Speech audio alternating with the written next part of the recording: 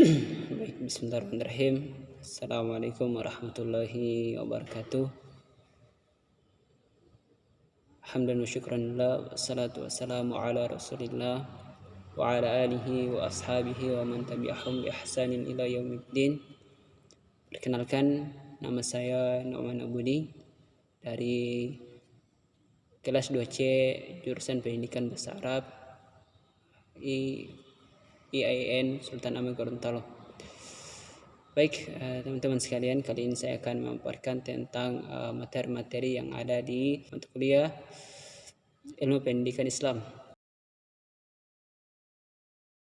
Baik, yang pertama teman-teman sekalian, pendidikan Islam itu sendiri merupakan suatu bimbingan dalam pembentukan jasmani dan rohani dengan hikmah, mengarahkan, menunjukkan serta melatih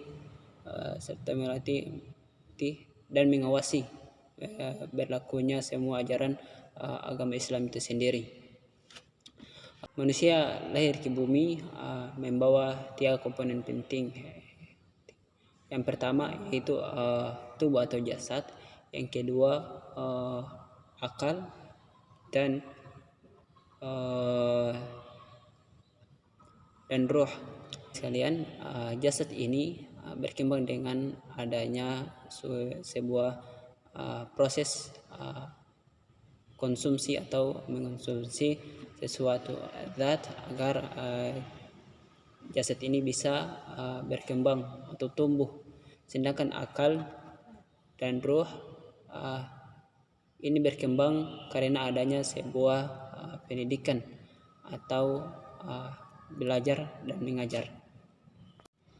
Ada beberapa tujuan dari pendidikan agama Islam. Yang pertama yaitu membentuk akhlak yang mulia. Yang kedua, mempersiapkan peserta didik terhadap kehidupan mereka di dunia maupun di akhirat.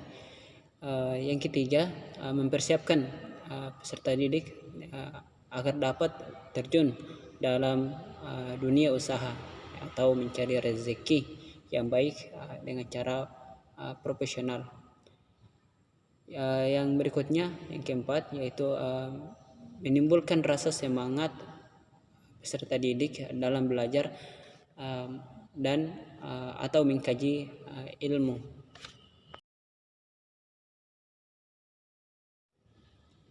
Baik, yang kedua adalah konsep Iqra. Iqra ini teman-teman sekalian diambil dari kata bahasa Arab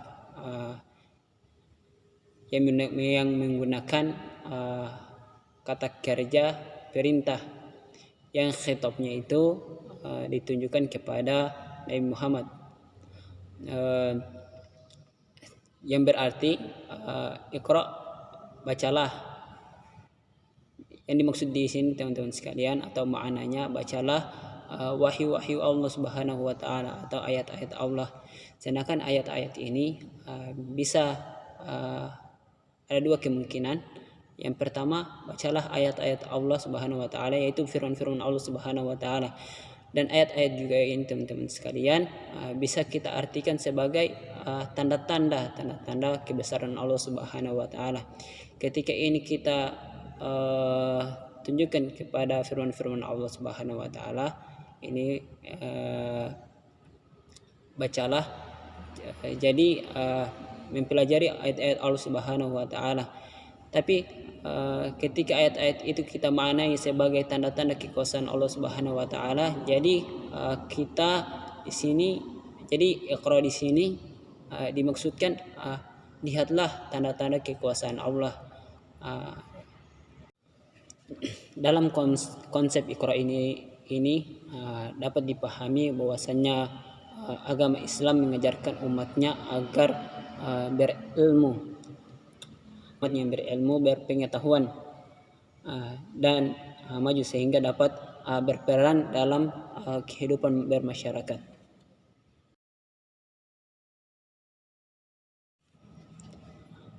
Adapun ketika ditanyakan menurut saya apa saja yang harus dikembangkan dalam pendidikan agama Islam ini, yaitu tentang pembelajaran berbasis teknologi. Karena kenapa? Karena perubahan zaman, teknologi semakin berkembang. Jadi sebuah pendidikan pasti mengikuti perkembangan zaman tersebut. Adapun dan termasuk perkembangan teknologi. Dan menurut saya juga pendidikan agama Islam di zaman ini atau sekarang ini, jikalau dibandingkan dengan umat Islam, maka ini berbanding jauh teman-teman sekalian. Sebagai contohnya di Indonesia mayoritas umatnya memeluk agama Islam. Akan tetapi pembelajaran pendidikan agama Islam ini sangat minim, baik itu di lingkungan keluarga maupun lingkungan masyarakat. Dan adapun dampak yang akan dihadapi oleh umat Islam di zaman yang akan datang, ini menurut saya teman-teman sekalian, yaitu perkembangan teknologi. Karena perkembangan teknologi ini teman-teman sekalian dapat mempengaruhi tingkat kemalasan umat Islam itu sendiri dalam menuntut ilmu. Di zaman para sahabat, mereka menuntut ilmu itu duduk bermajelis. Sedangkan jikalau teknologi sudah berkembang di zaman yang akan datang, maka umat Islam yang akan datang akan semakin malas. Mereka menganggap bahwasannya menuntut ilmu itu di mana saja, sehingga mereka mencari ilmu melalui internet, sehingga keberkahan ilmu mereka itu berkurang.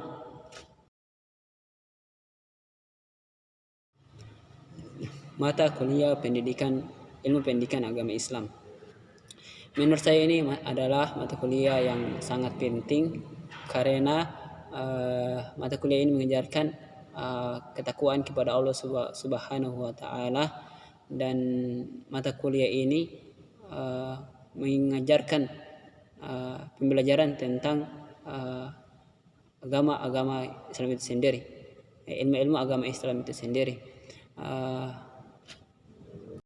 baik itu dalam ibadah, akhlak terhadap guru, terhadap teman, dalam lingkungan bermasyarakat. Ini dipelajari dalam